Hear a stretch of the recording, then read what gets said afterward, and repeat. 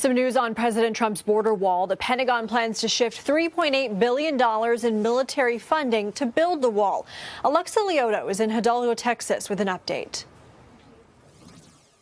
Lindsay, I'm in Hidalgo, a southern border town here in Texas. Now, the latest news on the Pentagon's $3.8 billion transfer of funds to construct the border wall comes from the Secretary of Defense, Mark Esper, today making comments defending the legality of the Trump administration's request. That was at an international security conference in Munich.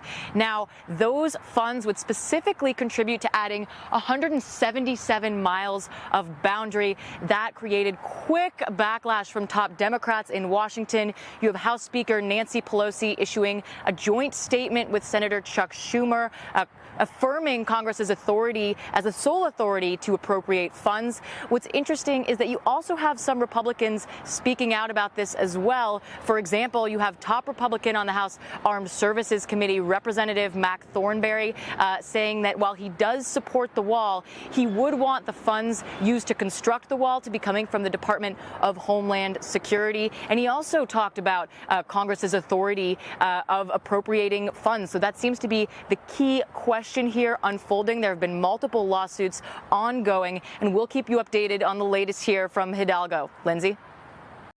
Hey, NBC News viewers, thanks for checking out our YouTube channel. Subscribe by clicking on that button down here and click on any of the videos over here to watch the latest interviews, show highlights, and digital exclusives.